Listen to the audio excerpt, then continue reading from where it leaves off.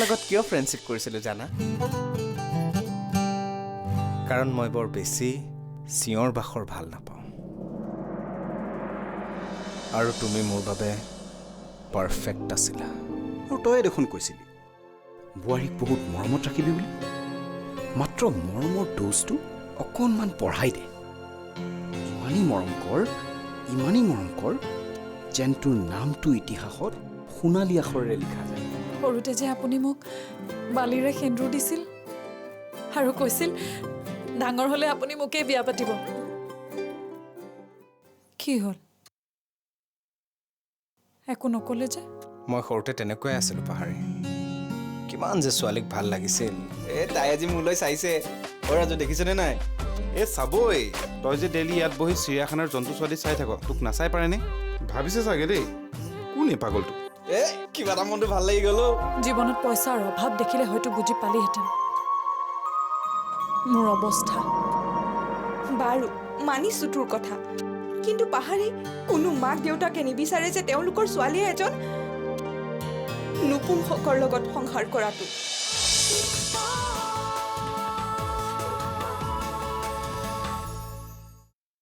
কি ক'বলগীয়া আছে ডিৰেক্টলি কোৱা, মই অলপ বিজি আছোঁ। যদি পাৰে তাইক আমাৰ অফিচতে কিবা এটা কামত সোমোৱাই দিব নেকি ছাৰ? মানে সন্তানটোৰ সৈতে তাই এতিয়া বৰ কষ্টৰে চলি আছে।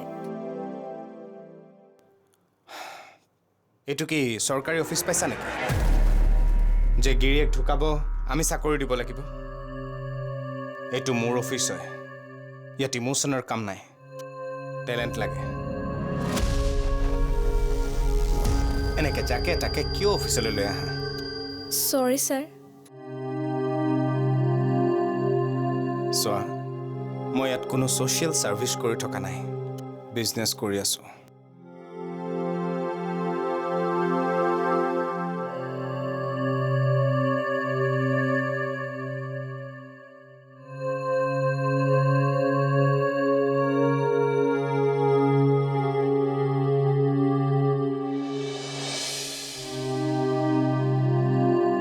যাব পাৰা তুমি এতিয়া।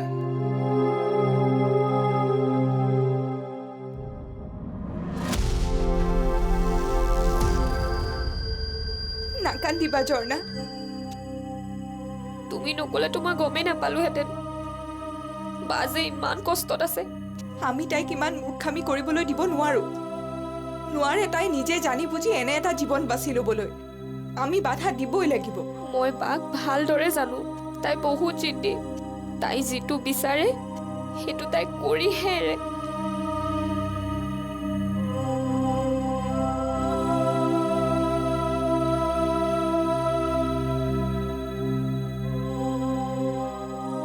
পাহাৰী, মা তুমি আহিলা? অঁ ব'লাচোন ব'লা। ক'লে? আহাচোন, বহাচোন। বহা। কি হ'ল মা? বহাচোন। মই তোমাৰ কাৰণে কিবা এটা বনাইছো, লোৱা খোৱা। গোলাপ জামুন? তোমাৰ মাক ফোন কৰিছিলোঁ। তোমাৰ মায়ে ক'লে তুমি ঘৰত বনোৱাটোহে খাই ভাল পোৱা, সেইকাৰণে বনালোঁ।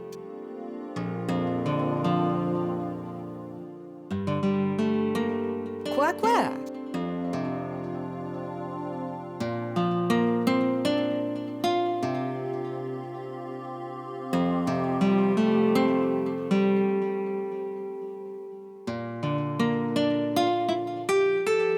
কেনেকুৱা হৈছে?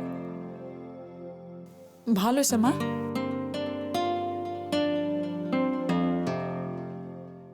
ইমান মৰম মোক কেনেকৈ কৰিব পাৰে মা?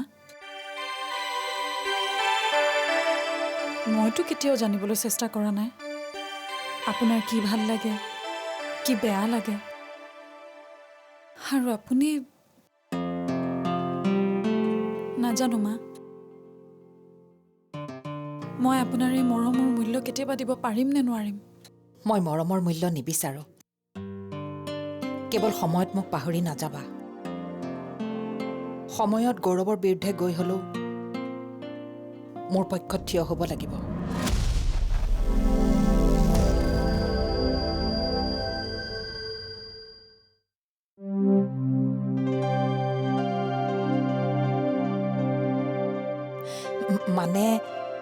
বুজিছা পাহাৰী তুমি গৌৰৱৰ আইতাকক পাব লাগিছিল মানে মোৰ শাহু বৰ মৰমীয়াল আছিল গোটেই মৰমবোৰ মই শাহুৰ পৰাই শিকিছোঁ আপুনি বহকচোন তুমি খোৱাচোন অকল মোক দিলেই নহ'ব মিঠাই এটা কিন্তু আপুনিও খাব লাগিব তুমি লোৱা না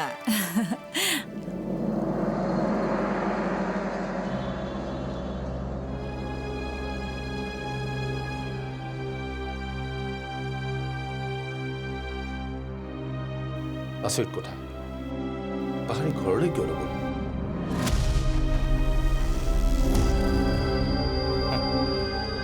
মই একো ভাবি নোপোৱাৰ কাৰণেতো টুকিয়ালৈ মাতি আনিছোঁ তাৰমানে তাই তোক এই সন্দৰ্ভত একোৱেই নক'লে নাই কোৱা কেৱল গোটেই ৰাতিটো মোক পুৰণি কথাবোৰ সুধি থাকিলে আৰু মই যে তাইৰ সৰুকালত তাইৰ লগত খেলা সেই বন্ধুটো আছিলোঁ বুলি জানি তাইৰ মোৰ প্ৰতি অলপ স্বভাৱটো সলনি হৈছে তাইৰ চাউনি টাউনিবোৰ সলনি হৈছে কিন্তু কিয় তাইৰ এই পৰিৱৰ্তন আচ্ছা 1 মিনিট ৰচোন তই কি কৰা বুলি কৈছিলি তাইৰ লগত ভালদৰে মনত নাই অ' মই বোলে বালিৰে তাইক সেন্দুৰ দিছিলোঁ আৰু কৈছিলোঁ বোলে ডাঙৰ হ'লে তাইক বিয়া কৰাম মোৰ যে কাম আৰু তই তেনেকৈ কৈছ আৰু পাহৰিও কৈছ আৰে সেইবোৰ সৰুকালৰ ধেমালি আছিল তই জানই দেখোন মোক যাকে ভাল লাগিছিল তাকে আই লাভ ইউ কৈছিলোঁ আৰে এবাৰতো এজনী ক্লাছ টিচাৰকো মই আই লাভ ইউ কৈছিলোঁ ধেমালি তইহে কৰি আছিলি তাই কিন্তু চিৰিয়াছ আছিল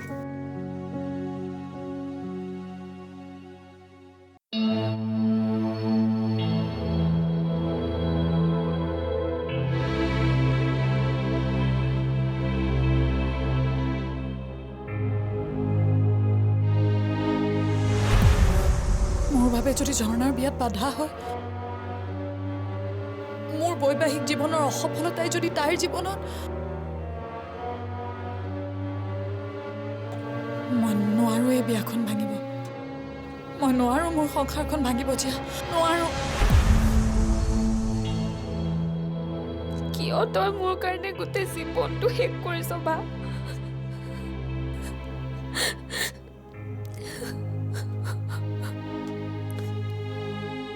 নাই এনেকৈ নহ'ব তাইক মই এনেকৈ ধ্বংস হ'বলৈ দিব নোৱাৰোঁ মই জীয়াবাৰ লগত কথা পাতিবই লাগিব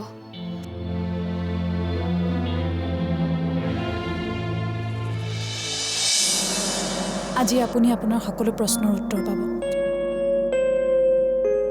মই মোৰ সিদ্ধান্ত সলনি কৰিছোঁ মই ঘৰলৈ নাযাওঁ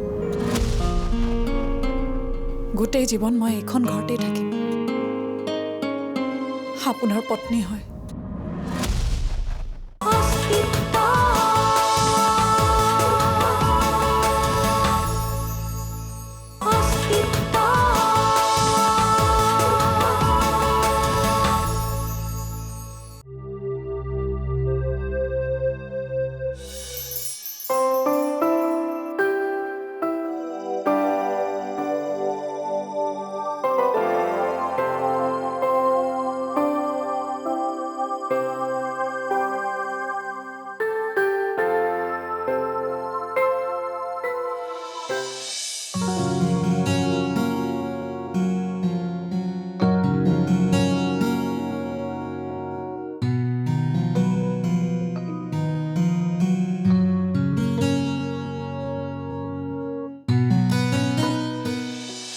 কালিৰ পৰা হয়তো আপোনাৰ মনত বিভিন্ন প্ৰশ্ন আছে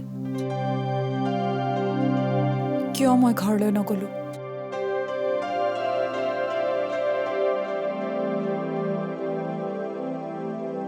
আচলতে জীৱন হৈছে অনিশ্চয়তাৰ খেল ক'ত কেতিয়া কেনেকৈ জীৱন সলনি হৈ যায় কোনেও ধৰিব নোৱাৰে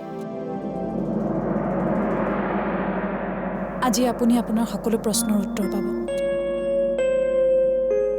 মই মোৰ সিদ্ধান্ত সলনি কৰিছোঁ। মই ঘৰলৈ নাযাওঁ। গোটেই জীৱন মই এইখন ঘৰতেই থাকিম। আপোনাৰ পত্নী হয়। আপুনি ভাবিছে চাগে হঠাৎ ইমান ডাঙৰ সিদ্ধান্ত কিয়?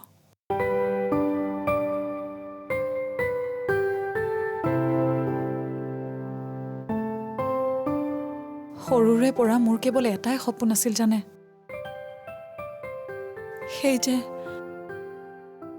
বালিৰে মোৰ শিৰত সেন্দুৰ দিয়া ল'ৰাজন তেওঁৰ পত্নী হোৱাৰ। ভগৱানৰ ওচৰত মই যেতিয়াই হাতযোৰ কৰিছিলোঁ সেই একে কামনা কৰিছিলোঁ। আৰু চাওকচোন, আজি ক'ব নোৱাৰাকৈ মই সেইজন ল'ৰাৰে পত্নী।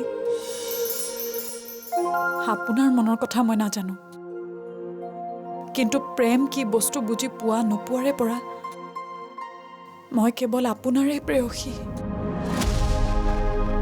আনকি বিয়াৰ দিনাখনো মোৰ মনৰ কোনোবা এটা কোণত এটাই আশা আছিল, মোৰ মনৰ মানুহজন আহিব আৰু মোক লৈ যাব। আজি মোৰ মনৰ আশা পূৰণ হৈছে। সকলোবোৰ পাই মই আকৌ হেৰুৱাব নোখোজো। আৰু এটা কথা, আপুনি ঠিকেই কৈছিল, মোৰ দৰে ছোৱালীৰ বাবে এটা সম্পৰ্ক শেষ কৰাটো ইমান সহজ কথা নহয়। কমচে কম মোৰ ঘৰখনৰ বাবে মই এটা সমস্যা সৃষ্টি কৰিব নোৱাৰো। মই কেৱল নিজৰ ঘৰখনৰ কথাই ভবা নাই, আপোনাৰ মা দেউতাই মোক বহুত মৰম দিছে। সেই বিয়াখন ভাঙি মই তেওঁলোকৰ মনত দুখ দিব নোৱাৰো। সেইবাবে আজিৰ পৰা মই সম্পূৰ্ণৰূপে আপোনাৰ পত্নী। চিন্তা নকৰিব, শাৰীৰিক দূৰত্বই অন্ততঃ মোৰ এই প্ৰেমক দুৰ্বল কৰিব নোৱাৰে।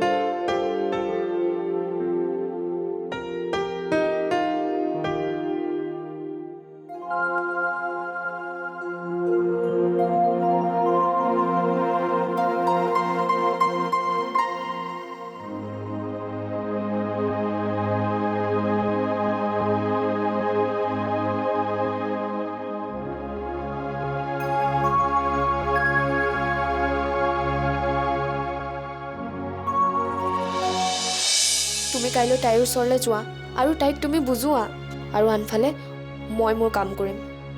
তুমি কি কৰিবা? এতিয়া নকওঁ, কাইলৈ গম পাবা মই কি কৰিব পাৰোঁ।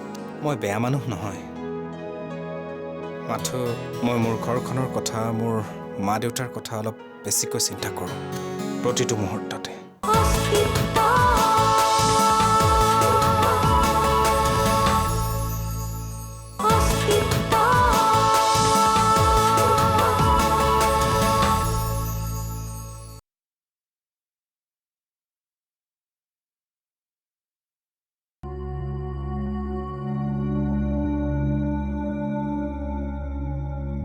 কি হ'ল ঝৰ্ণা, ইমান খৰধৰকৈ মাতি পঠিয়ালা যে? বায়ে ভুল কৰিব ওলাইছে, এয়া তাই মূৰ্খামি।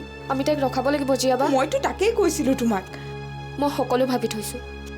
তুমি কাইলৈ তাইৰ ওচৰলৈ যোৱা আৰু তাইক তুমি বুজোৱা, আৰু আনফালে মই মোৰ কাম কৰিম। তুমি কি কৰিবা? এতিয়া নকওঁ, কাইলৈ গম পাবা মই কি কৰিব পাৰোঁ। বাৰ লগত অন্যায় কৰি কোনো সাৰি যাব নোৱাৰে।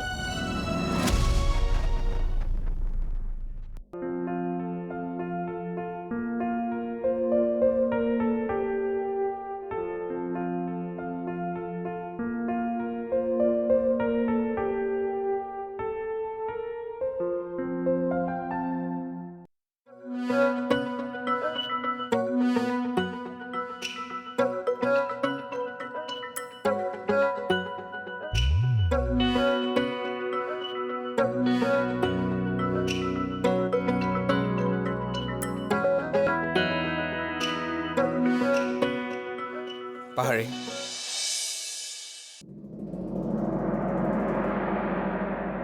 অকণমান আহাচোন, ইয়াতে বহা।